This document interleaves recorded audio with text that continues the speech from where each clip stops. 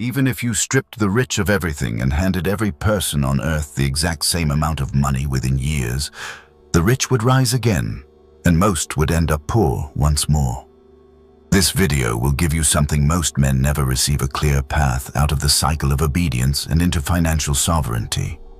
By the end, you will not only understand why the rich always rise while others sink, but you will hold in your hands the same principles Machiavelli himself would have given to a prince who sought fortune. Miss this, and you will continue playing a game designed to make others rich. Understand it, and you can step into a different life entirely. Niccolo Machiavelli understood this paradox centuries ago when he observed that fortune always favors those who bend the rules of ordinary life rather than obey them. What separates the rich from the poor is not a divine blessing or random luck. It is discipline of the mind, a refusal to live passively inside the cage society constructs for you.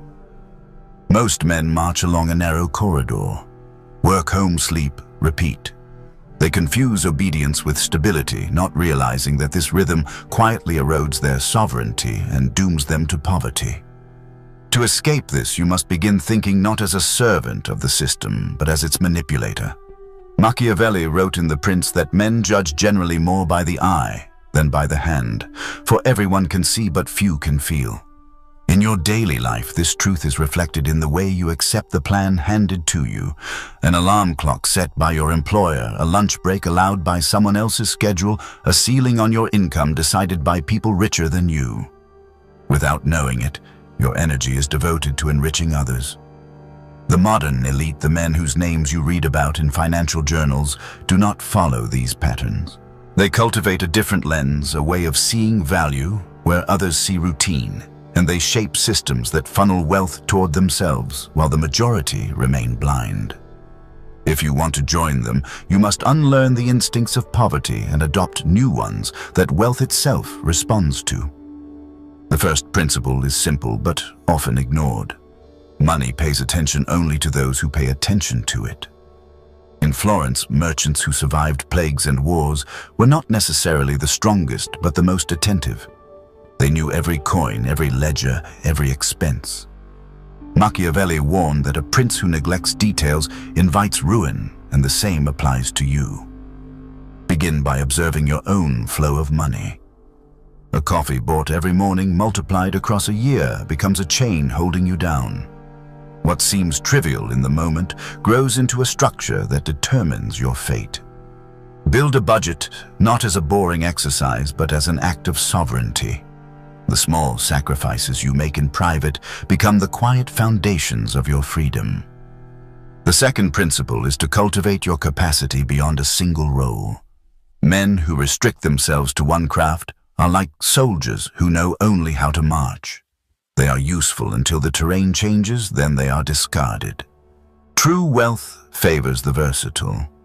Machiavelli admired Cesare Borgia not only for his courage, but for his adaptability, for his ability to shift strategies as fortune demanded.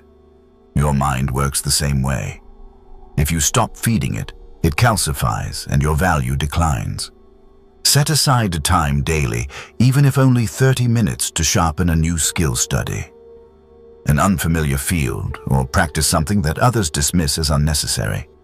Over time, this reservoir of abilities makes you unassailable because you can adjust to crises that paralyze ordinary men.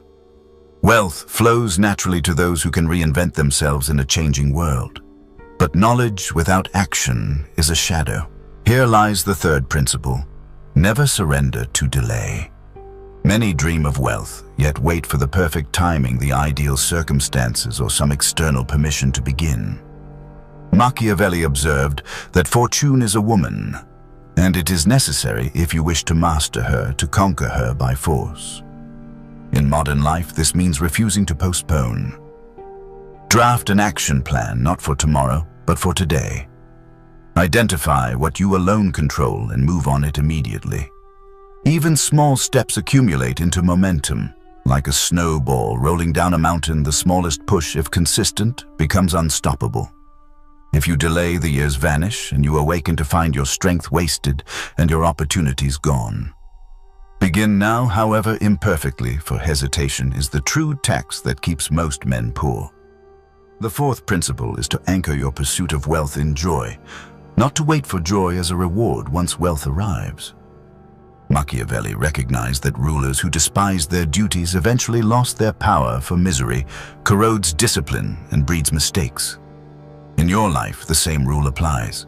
If you trap yourself in labor, you hate surrounded by companions who drain you, no amount of money will free you from the cage you built. Wealth will feel empty because it will have been purchased at the cost of your spirit. But if you pursue endeavors that spark your vitality, align your work with what stimulates your curiosity and courage, then fortune naturally bends toward you. Joy sharpens your endurance. It gives you the energy to outlast setbacks and to innovate when others collapse into despair. The man who enjoys his craft not only survives crisis but discovers opportunities hidden from those paralyzed by resentment. Observe the patterns of history. When the Medici family expanded their banking empire, they did not merely count coins, they immersed themselves in art, politics, and architecture. They drew energy from the creation of beauty and power, and that joy fortified their capacity to accumulate riches. You may not build cathedrals, but you can cultivate the same principle. Surround yourself with allies who ignite your ambition in work that feels like play, and reject the slow death of doing what you secretly despise. Wealth will then become not a prison, but an extension of your vitality. The fifth principle is the creation of a cushion, a reserve that protects you when fortune turns. Machiavelli insisted that a wise ruler should never depend entirely on the goodwill of allies or the promises of fortune. He must store resources, soldiers, and allies for the day of crisis. For you, this means paying yourself first. No matter your debts, no matter how meager your salary, set aside something each month. Treat it not as an optional choice, but as law. Over time, this cushion transforms into your shield. It rescues you when accidents strike, gives you confidence to seize opportunities others cannot, and shields you from the storms of inflation or economic decline. A man with reserves commands respect. A man without them is at the mercy of every gust of fate. Think of those who rose during financial collapses. When markets plunged, only those who had prepared in advance were positioned to buy when others were forced to sell. Their foresight turned chaos into prosperity. You too must cultivate this posture. Begin small if necessary, but remain unwavering. The discipline of saving is not about the number, it is about the principle. Each coin set aside is a declaration of independence from the world's instability. The sixth principle is perhaps the most decisive: never remain a servant to money. Machiavelli understood that power lies not in doing the work yourself, but in orchestrating others to work in your service. The poor trade their time for wages, but the rich build systems where their wealth breeds more wealth. Rental properties, businesses, investments. These are mechanisms that operate even while you sleep. If you limit yourself to labor, you chain your fortune to your own body. But if you design structures that multiply without your constant effort, you step into sovereignty. This is the distinction between those who struggle eternally and those who rise beyond the struggle. The choice is yours. You can remain inside the system working tirelessly to enrich masters you will never meet, or you can begin to think as Machiavelli advised his princes, strategically, ruthlessly, with eyes fixed on control rather than comfort. This is not about greed. It is about freedom, about shaping a life where fortune becomes your instrument rather than your master. If you ignore these principles, poverty will persist no matter how much money passes through your hands. If you embrace them, wealth will not be an accident. It will be the inevitable consequence of your design. Now you must understand why these principles matter beyond mere advice. Wealth is not accumulated simply by arithmetic or luck. It is won through the discipline of fortune. Machiavelli wrote that fortune is the arbiter of half of our actions, but she still leaves the other half, or almost, in our power. This is the essence of mastery. Circumstances will always sway, markets will rise and fall. Governments will shift policies, but half of your fate remains in your command. Those who prosper are the ones who seize control of what can be controlled, preparing themselves so thoroughly that when fortune does intervene, she amplifies their effort rather than erases it. This is why budgeting matters. It is why diversifying your skills creates resilience. It is why taking action today rather than waiting for tomorrow becomes a compounding force. Each principle feeds the others, creating a cycle of sovereignty that ordinary men fail to grasp. Think of the snowball once again. It begins with a handful of snow. Insignificant, but with momentum it grows until no wall can halt it. Fortune rewards those who roll the snowball early and keep it moving relentlessly. Consider also the psychological element.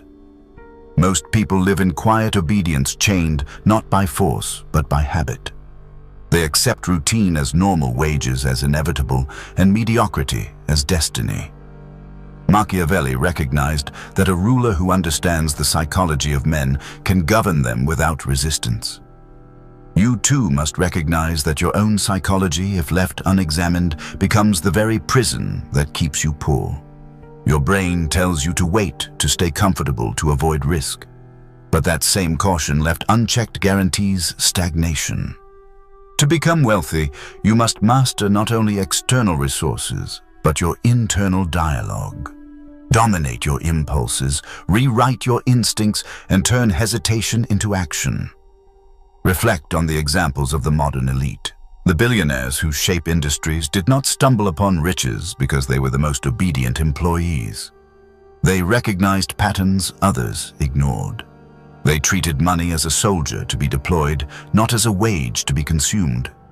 They saw opportunities during crises, invested when others panicked, and preserved reserves while others spent frivolously. Their wealth is not proof of luck. It is proof of disciplined strategy. If you observe carefully, you will see the same pattern repeating across centuries, from Florentine bankers to Silicon Valley founders. Different eras, same psychology, and yet the truth remains uncomfortable. You may resist, thinking these steps are too simple, too repetitive, or too demanding. But that resistance itself is proof of how deeply the system has programmed you. Poverty thrives not on lack of resources, but on lack of courage to depart from the crowd.